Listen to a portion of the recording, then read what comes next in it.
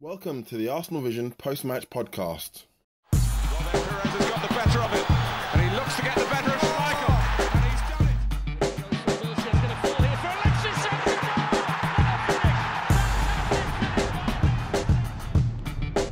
Henry, chance, goal!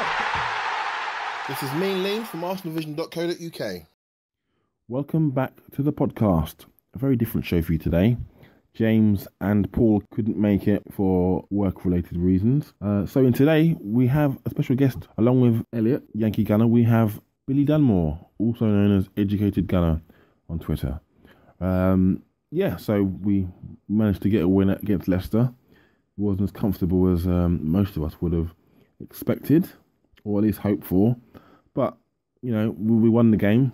The 3 points are the most important, but it was a bit concerning that we didn't look right defensively. Arsene Wenger spoke post-match and said that the players were tired.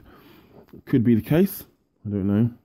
It was a much changed lineup. Looked like quite an attacking team. Didn't quite click in all areas of the pitch, and I thought our opponents on the day gave a good account of themselves, and we were lucky to escape with a win. Which is a bit worrying, but it won't be worrying if we sort ourselves out and get back playing to the way we normally can, because at the end of the day, those 3 points will be consigned to history and they'll just be on the board. So, anyway, enough rambling for me, though. I'm going to hand you both to Elliot and Billy, and enjoy the podcast.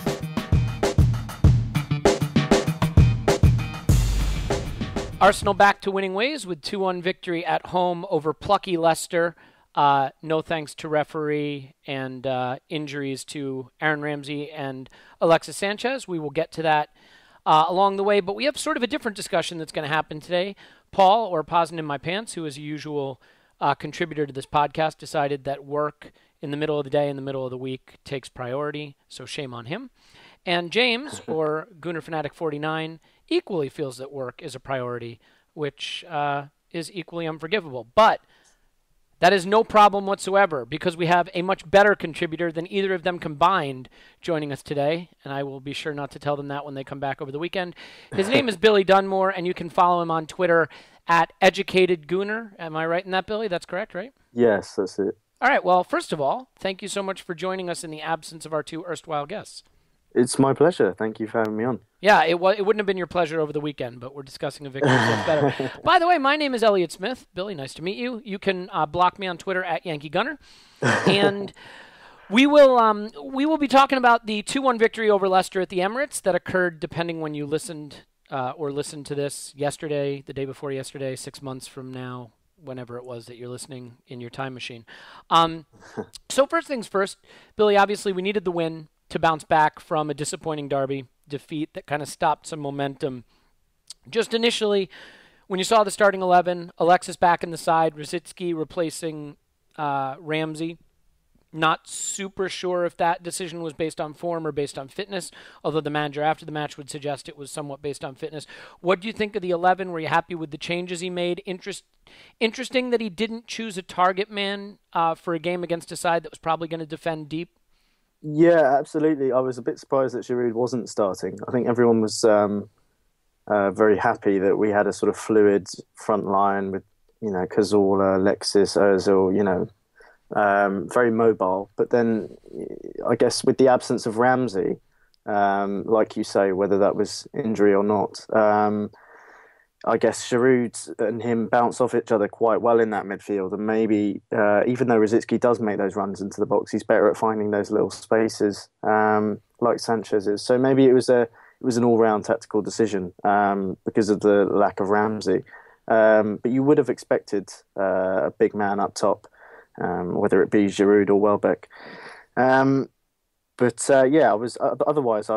promising, the lineup for sure. Yeah, I mean, I don't know how familiar you are with my opinions on Olivier Giroud. He's not my favorite player. But I was equally surprised. I think the thing that surprised me more was that he didn't opt for one of Giroud or Welbeck. And I know Welbeck's just back from injury, so that may have played into it after a really intense match at the weekend. But, Alexis Sanchez hasn't played much as sort of our central striker. He was sort of nominally deployed there against Leicester, and he hadn't been great. It hadn't been his most effective position when he played there early in the season.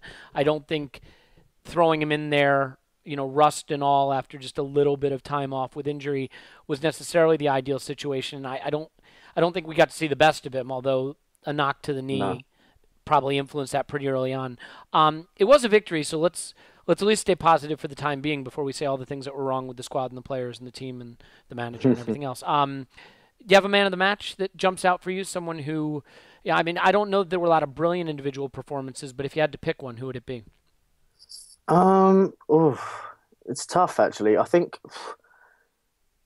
you know what, even though I'd probably say Mesut Özil, to be honest. I mean, ever since he's come back from injury recently, he's just been in insane form. He looks to have completely settled. It's almost like the pressure has been lifted off his shoulders with Alexis being the main man, almost in the limelight now. Mm-hmm. And he's just confident, even for the second goal. I mean, he got the assist for Koscielny's from the corner. And just on a side note, apparently we're the team with the most set-piece goals in the Premier League now. I know. Which I find astounding. Can you imagine how many we'd have if our delivery didn't hit the first man 80% of the time? Yeah. But I think, even for the second one, he struck. You never see him do that outside the box. Had a pop at the keeper, and then Theo Walcott brilliantly tucked it away. But I think he was just alive all game. He was looking to create. He was moving in off that left, and I thought he was a player who looked like he could do something the whole game. Otherwise, I think Coquelin had another solid game in midfield, but he was partial to an error himself. So I think Özil overall would be my man of the match. Yeah, I mean, first half, I think he completed 37 of 39 passes. Second half, not as many. I think 23 of 29, something in that range. But what we saw over the weekend at Spurs game, he completed 27 passes in the entire match at White Hart Lane. He had completed 37 by halftime against Leicester. Exactly. Did you feel, as I watched it, he seemed to be popping up in a lot more positions, a lot of central positions, left and right. Do you think he's starting to understand the freedom he has in this formation to move, into the positions he wants to be? Because he just played some sensational balls and played some guys in who, ultimately didn't maybe find the shot they should have. I mean, Theo let him down on a couple of occasions. But do you think he's starting to better understand how to operate from that kind of left-wing deployment, but moving throughout the various positions up front?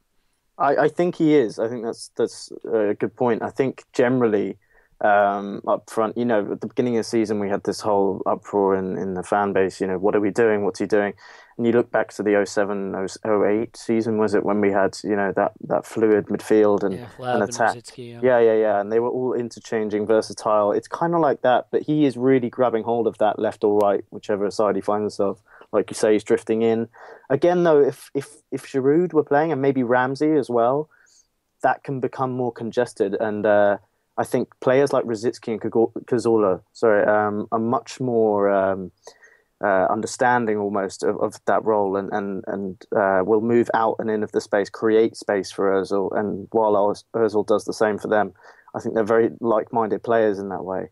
Whereas Ramsey would just come forwards, maybe on the wrong occasion, and block off the space. And Giroud is quite a central figure anyway, whereas Alexis can move out and come in. So I think in that respect it's helped him. But overall, he's really taken to it.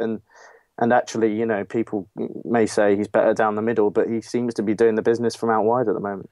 Yeah, and I think it's interesting sort of comparing his contributions with Cazorla, because they're both guys that are tasked to collect the ball, nominally in midfield, protect possession, and try to play that through ball, that killer pass, that key pass that creates chances.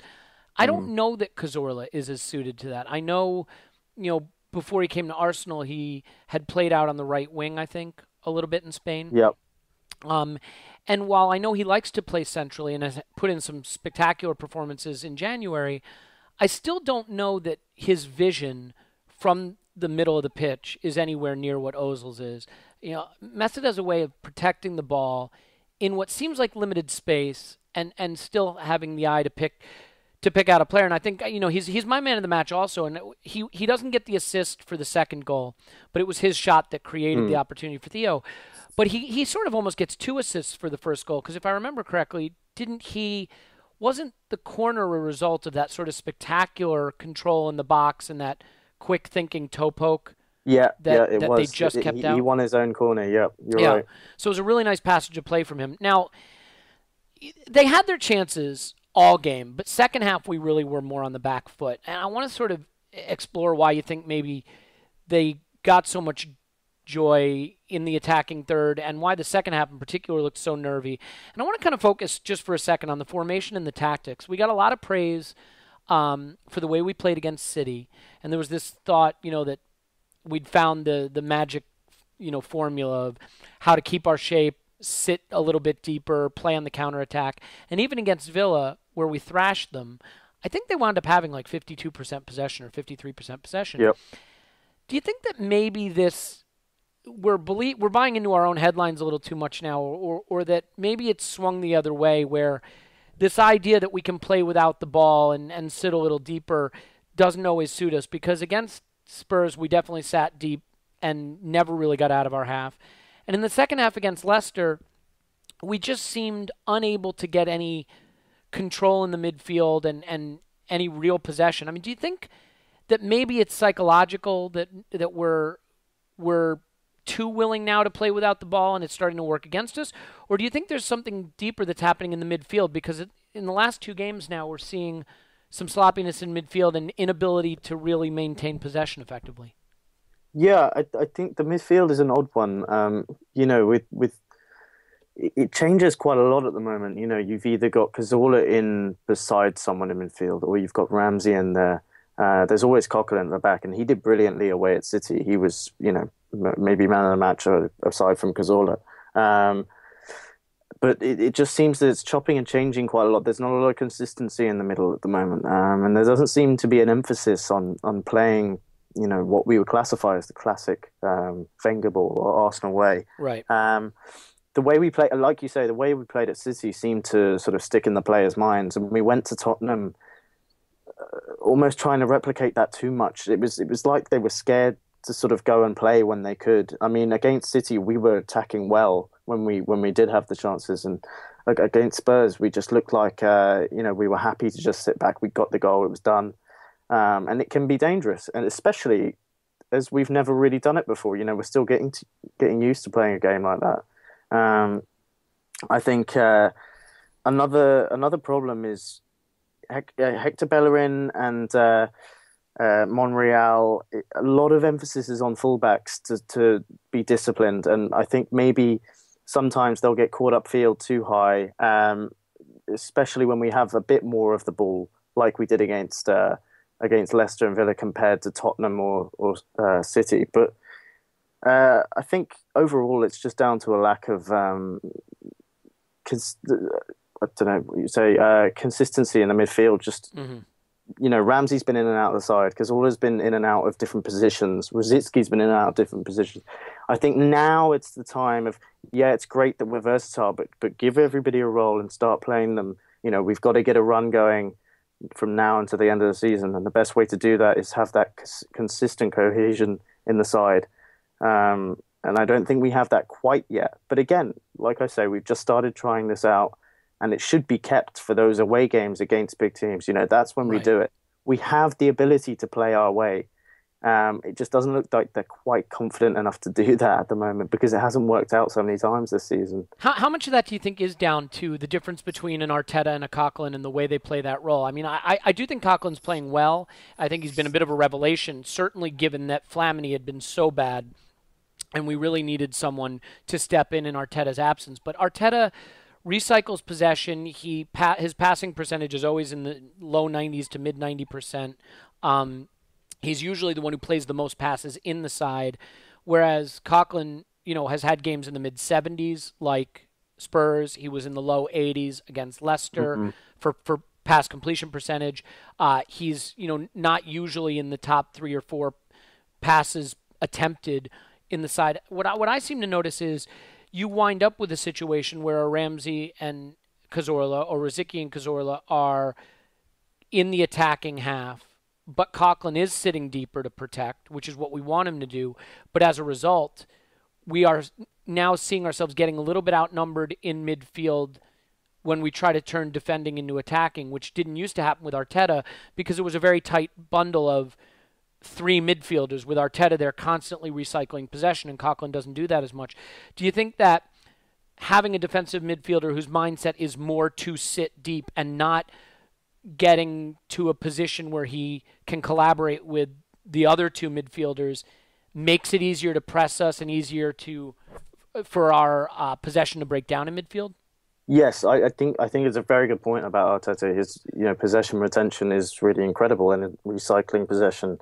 One of the things about Coquelin, I mean, anybody's playing Flamini passing the ball and retaining possession, but and Coquelin can actually shift his feet very quickly. He's very good at moving the ball, in certain situations. But, and by the way, seems to have the pointing and shouting down decently well too. So he's filling that role.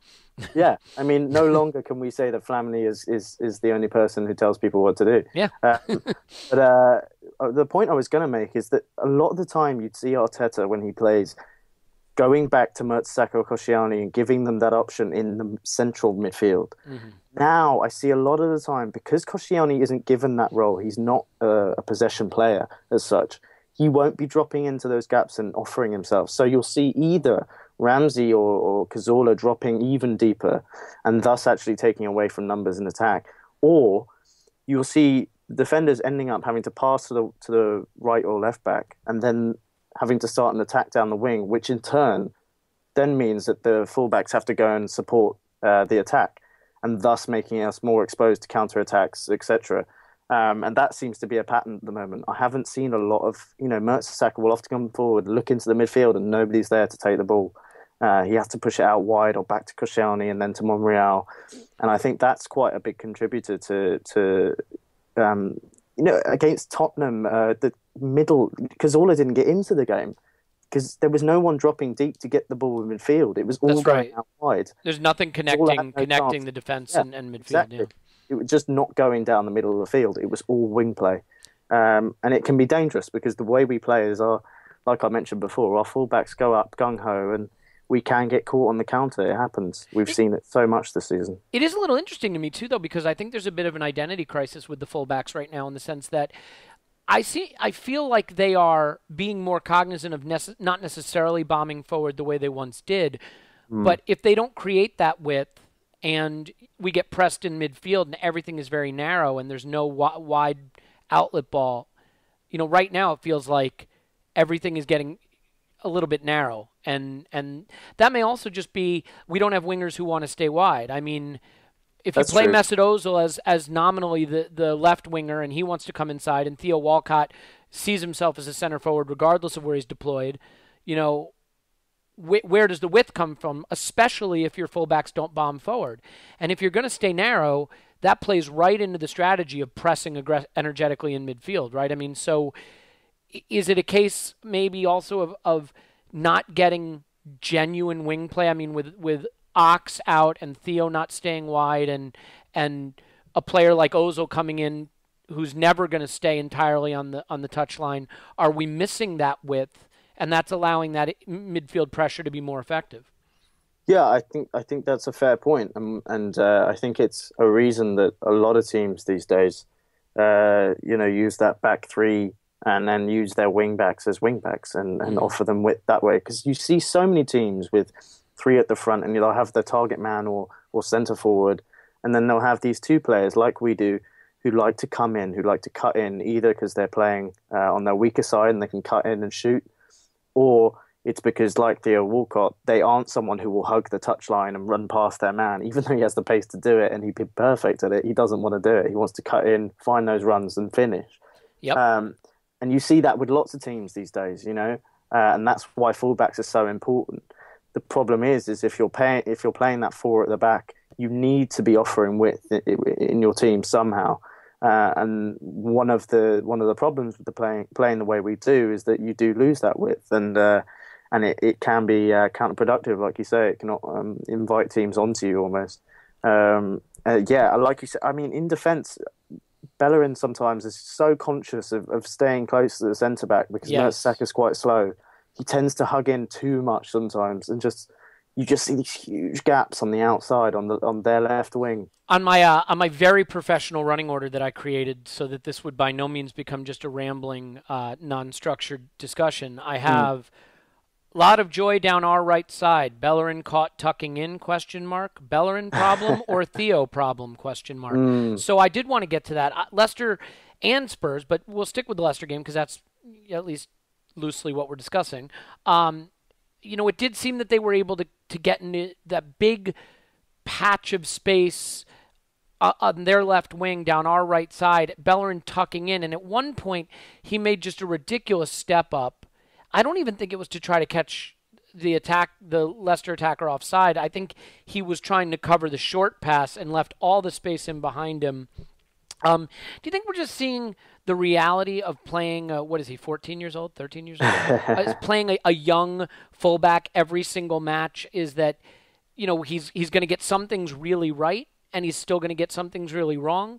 And do you think that's exacerbated by the fact that you have a guy helping him on that side of the pitch who cares as much about defending as I do about being accurate with my statistics and opinions? I mean, is this a Bellerin consistency age issue, and is it exaggerated when you play someone like Theo Walcott on that side?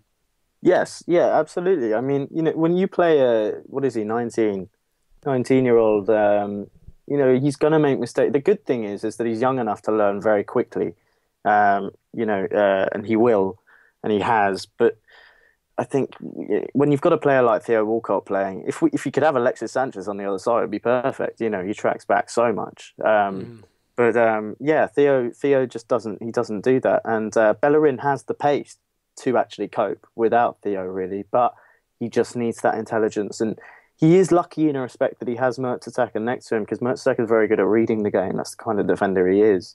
But the bad side of having Mertesacker on your side of the defence is that, he is a bit slow and you need to cover for him, which means that you can't actually cover your right side as much as you want, which means in turn that you'd actually want a player that can cover for you, unlike Walcott. So I think it's a combination of many things. But yeah, I think, him being young and him making mistakes is part and parcel of the game. It's going to happen, unfortunately. And it would be ideal if we had Debussy and he could just play a few games and gradually learn, and not have to. But, maybe like when Jenkinson stepped into the side a while ago, I can't remember when it was, beginning of season before last, or was it last season? I think it was the beginning of last. No, it was the season before last. You're absolutely right. It was. And he came in around the same age, and he actually had a really good run because he was playing constantly. And it's good for Bellerin to do that. But like you say, the reality is that he is young and he will make mistakes. And in that respect, you'd want someone more willing to come back than Theo, just purely because that Bellerin is going to make those mistakes.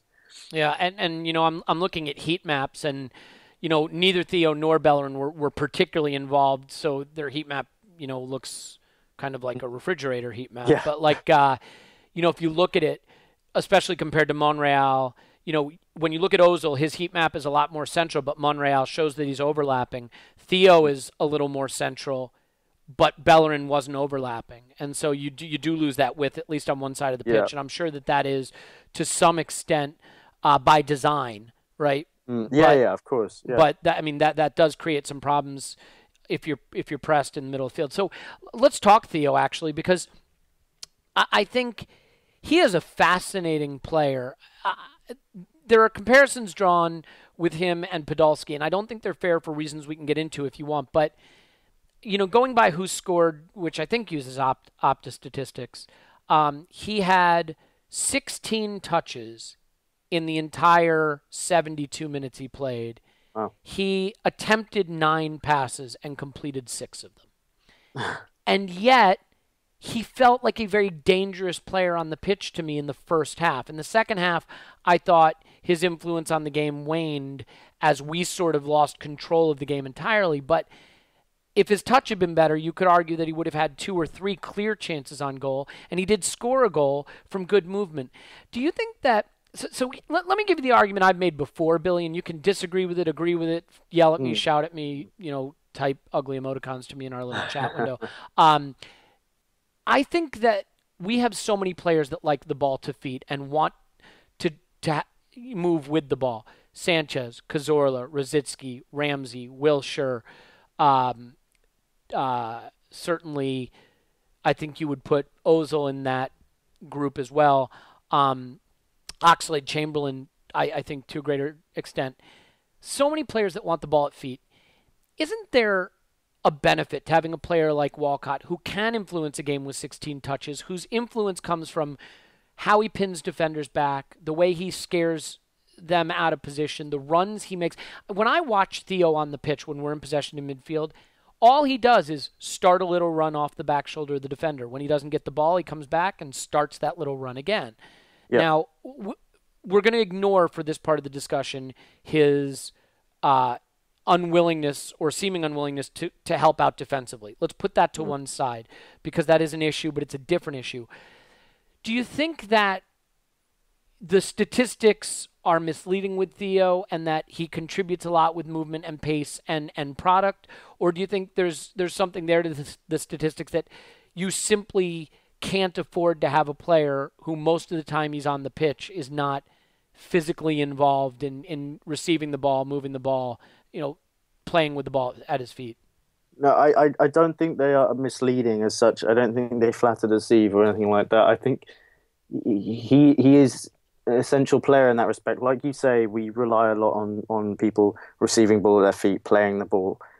He simply influences the game by being there, by being on the shoulder of a defender. And, we've missed that a lot. If you have defenders pushing up on us all the time, we're not going to be able to play our game. But if he is sitting there, defenders are going to drop off and be wary of him because they know that, like you say, even if he's not going to get the ball or reach the ball, he's still making those runs all the time. And I think it's actually a very essential part. It's not like, if we go back to the Podolski comparison, which I actually saw yesterday as well, he is clinical. Of course he is. He's got a great scoring record and assist record and whatever. But even when he's not on the ball, he is influencing the game, which Podolski never did.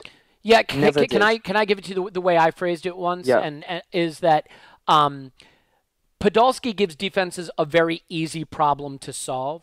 Yes, he can bang it in with his left foot, but he doesn't give them a problem to solve, so to speak. You know what I mean? He's very static. Exactly. He's very slow. He can't dribble. So as long as you're organized and don't lose sight of him, he gives you a very easy problem to solve. Theo, while not hugely involved in terms of the ball at his feet, gives the defenders a very difficult problem to solve. He makes intelligent runs, he moves in space, and he's very, very quick. I mean, that's kind of how I like to phrase it, is that while their involvement may look similar in the touches, passes, shots area, their involvement in terms of the problem they create for defenses is totally different.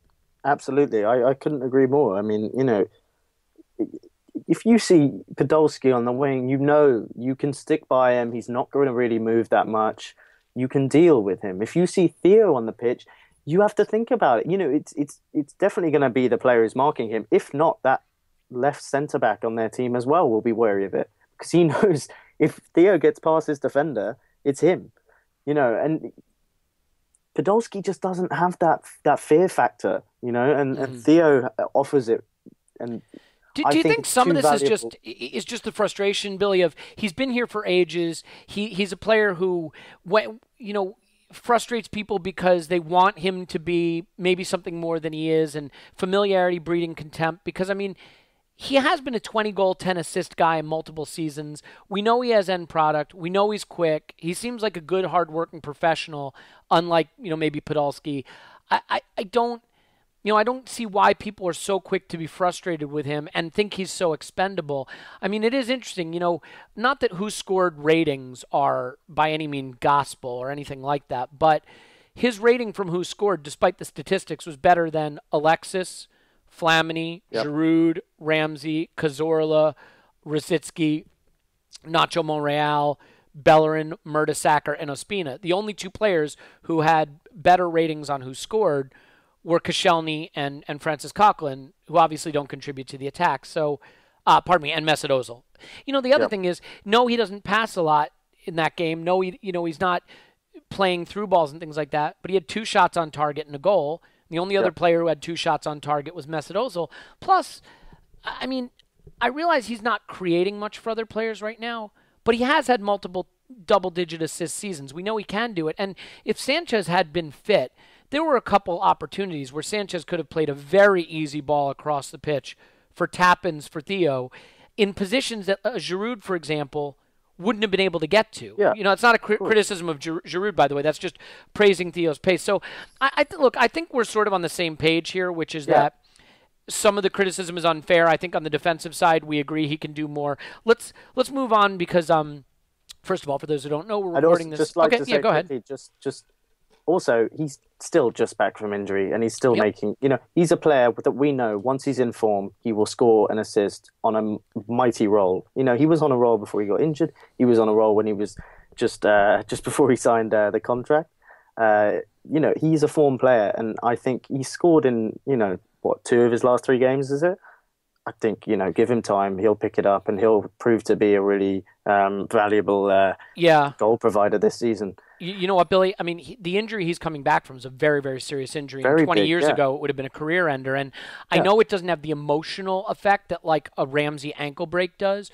But if what Theo was coming back from wasn't a cruciate, but an open fracture that had happened from a bad tackle, people would be giving him a lot more for 12 room. months. 12 months, exactly. And adapting to new players, adapting to a new formation that we're trying, a new way of playing.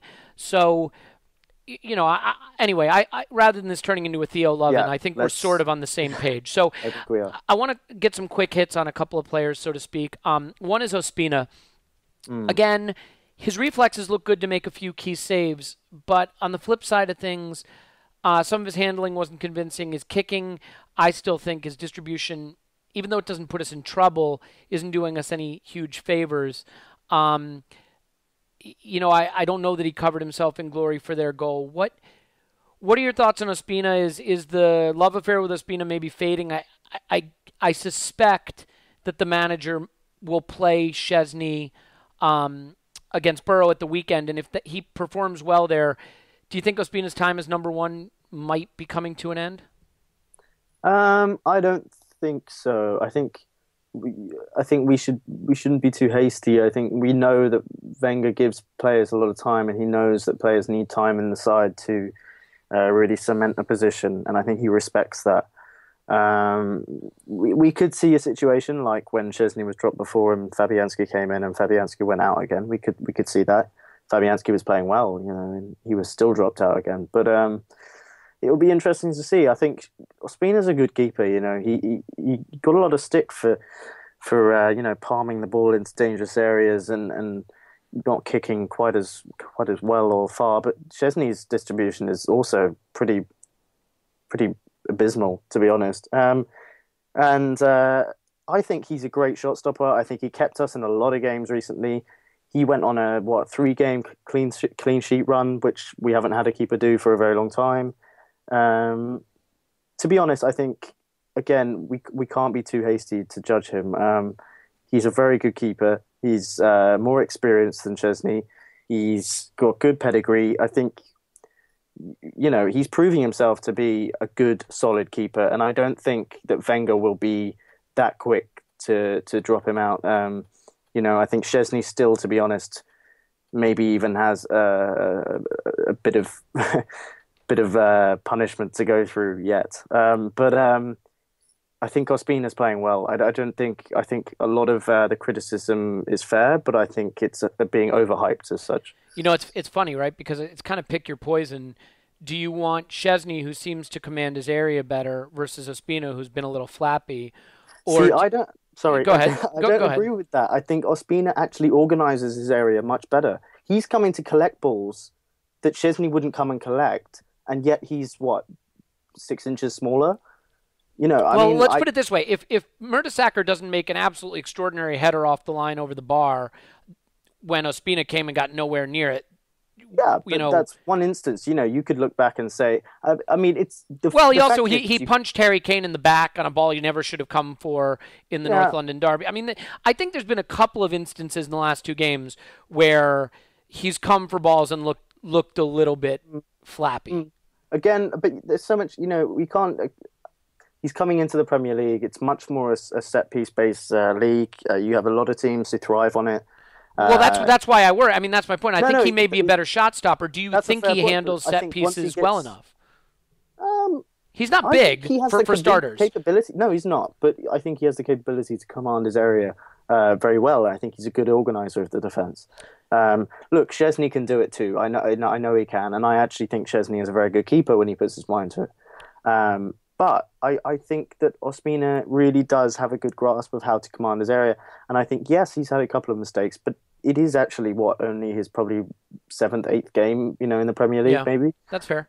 I mean, look, some of this I'll admit is honestly just judging a book by its cover, because he doesn't pass the eye test for me, so to speak. Yeah. He looks like not a keeper. I get that, but actually, he's made some brilliant saves, and he's proven himself to be much better than a lot of people thought he'd be. And I just think it's a bit early. I think, like anyone, you need a run in the team to really cement your place, get used to working with your defenders, whatever.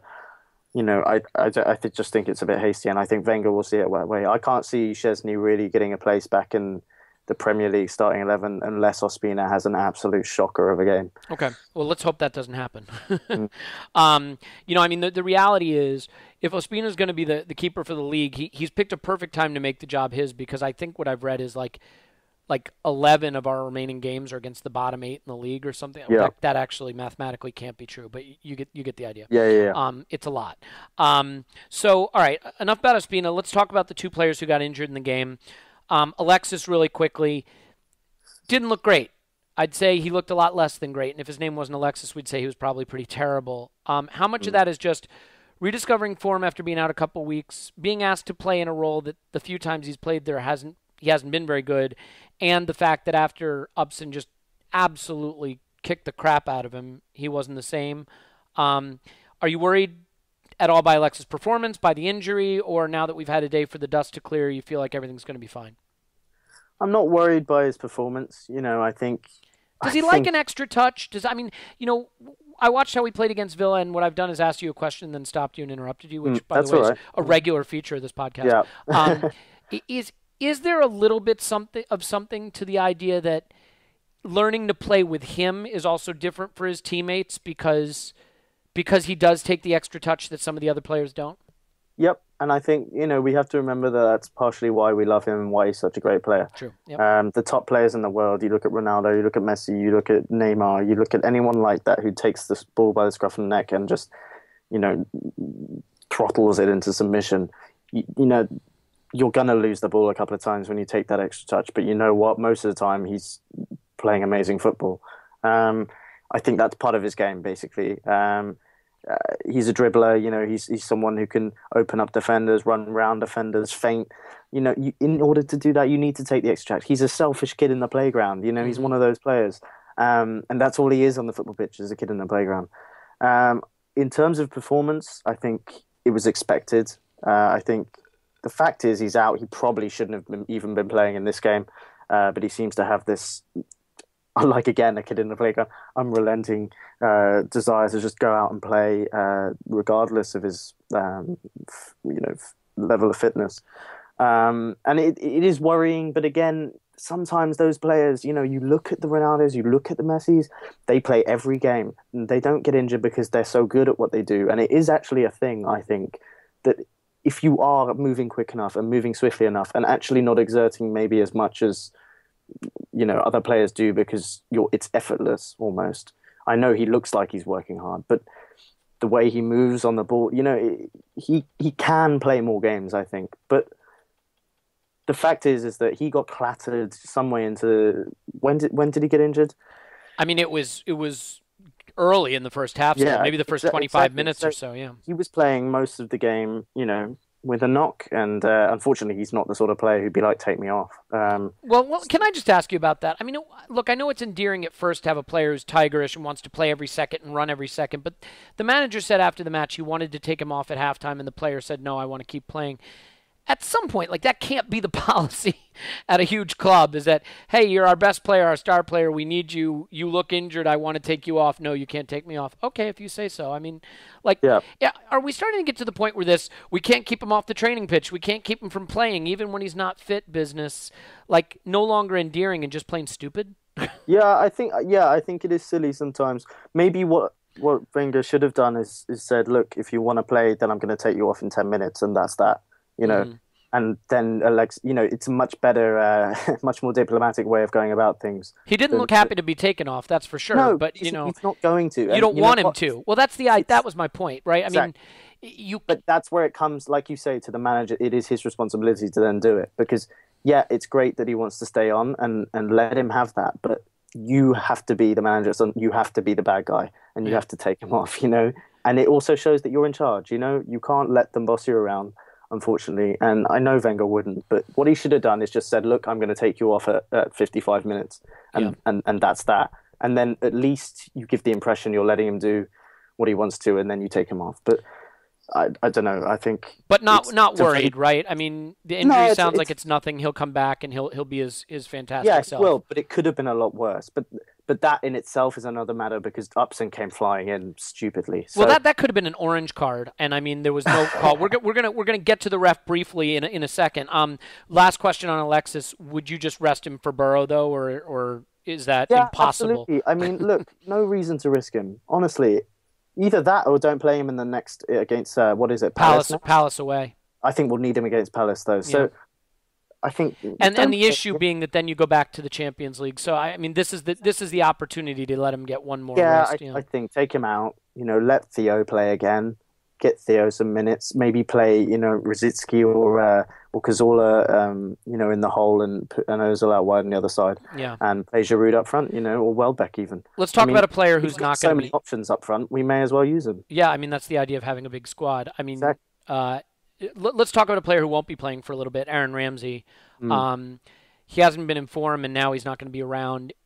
Is it fair to call this a lost season for Ramsey at this point? And who do you think fills the hole? Is the imminently returning Jack Wilshere the real beneficiary, so to speak, of this, in that he would have been struggling to get his place back, and now he naturally takes that place? Do you use Santi Cazorla there and move Özil naturally back to his more central position, let Alexis play wide? I mean, what's your best solution? Is it simply a like-for-like Rosicky switch? Can Rosicky play every game? This is 32 questions in one, but essentially... Yeah, it's fine. I think, first of all, in terms of Ramsey's season, it's a real shame. And I mean, it's really, unlucky. Is it unlucky? Because a lot of muscular injuries. Yeah, 3 hamstring injuries now. Yeah. It's a real shame for him, because last season he was just explosive. He was incredibly good, high on confidence. It was a shame that he didn't seem to have that confidence coming into the new season. I don't know why, but he just didn't seem to carry it through the summer. Maybe not playing in the international tournament maybe had an effect on that, because he wasn't playing as much football. But I don't know. He came in and he lost his confidence a bit, because he wasn't often firing. He actually did all right at the beginning of the season, but he wasn't, playing the way he usually was. He was afraid. He was going forward at the wrong time, staying back at the wrong time. He just didn't look himself, and then he got injured. So I think now, if he's out for 4 weeks, like they say he is, then it could be pretty hard to sort of make his mark on this season, really. But in terms of replacing him, I think Rosicky can play there. I don't think he can play there every game. I don't think Rosicky can play anywhere every game. He's too old for that. We have to remember he's 34 years old. I have to pinch myself sometimes, because it's ridiculous. He runs around like he's 24 years old, but he can't play every game. I think you can play Cazorla in there. He's been very good, but I think that the fact is that Wenger will want to play Wilshere. I think it will take a while for Wilshere to really get back into game fitness, but I think as soon as he starts reaching that level of fitness again, he'll be in there next to Coquelin, because I think Wenger loves him too much, to be honest. Mm-hmm. Yeah, it's disappointing, and I've been critical of Ramsey of late, because not because I dislike him, but just because I don't think he's played particularly well. It's been a stop-start season, which may explain some of it. But it is really unfortunate. I mean, there is no scenario where a Ramsey injury is good for us. That's for sure. No. So it'll be disappointing, and you really wonder where his season goes from here. I think the person who's going to have to step up, in my opinion, and really prove that he's as good as he thinks he is Jack Wilshere. The talent's there. We'll see if he can, pull it all together. The good news, I guess, if you wanted to have a good spin on it, is we're not going to see Wenger, at least for the next 3 or 4 weeks, trying to shoehorn both of them into the side, which hasn't worked. Real quick on the refereeing, I believe it was Mike Jones, correct? Another awful refereeing performance. I mean, at one point, he booked Giroud apparently for existing in the same plane as the goalkeeper and the ball. I don't understand. I don't know what the rule is, but he wasn't even in the box. No, I mean, I think what Jones may have thought is that he interfered with the keeper's ability to drop and cleanly kick the ball. The ball is in the keeper's possession. He's about 2 meters away from him, isn't he? Yeah, he just. My guess is he just didn't see it. Or maybe the linesman communicated something to him. I wasn't in the ground, obviously, so I have no idea if the linesman's flag went up. But just in general, what's happening with the Premier League in terms of refereeing? What's been your sense of why it has deteriorated so badly? Just to give you my 2 cents, obviously the game has gotten faster. The players have gotten better. There's a culture of celebrity around the players. There's the fear of the instant reaction on social media. But do you think that some of it is that as the games have gotten bigger and more meaningful, referees are a little afraid to make the big decision in the big match, and so they've opted to leave their cards in their pockets more, call fewer penalties, and just generally are nervous about making big decisions? I think it goes one of 2 ways. I think what you're saying is true for some, and then for others, it's the complete opposite. It's that they're going to make the big decisions too early, or they're going to make big decisions when they're not needed to be made. It's basically nervousness in those situations, or trying to assert themselves in the game. I mean, look at Mike Dean. He's someone who loves to be the center of attention on a football pitch. I mean, he loves it. He just does. He has the look on his face, I do acting, and I know he fucking loves to be the center of attention.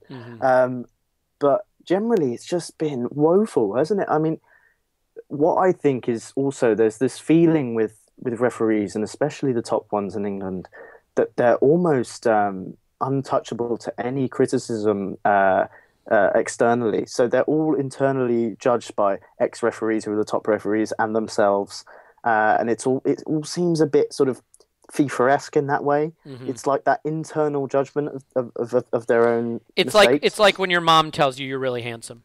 Yeah, exactly. And it's like, well, how are we going to make? I think a good idea. This is just, I don't know very much about the whole how things are judged but I know that they're all judging each other in the English division. But I think maybe an idea would be to get a council of refs from all across Europe, or maybe a council of refs from one country to judge another, or something like that. I mean, somebody who isn't used to working with the same people and doesn't have silly allegiances, and because you're bound to, like any job, you're gonna have friends, you're gonna have favorites, you're gonna have just those little habits that you have.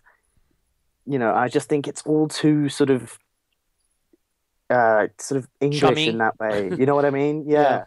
No, I follow you. And I mean, the reality is that, now with the TV spending, whatever it was, another $5 billion on the rights just in England, and the rights overseas, especially in the United States, set to balloon exponentially again, I think the Premier League has to really take a hard look at refereeing and how to help the referees, because the standard of refereeing, I think, is arguably one of the biggest threats to the popularity of the game globally and in England.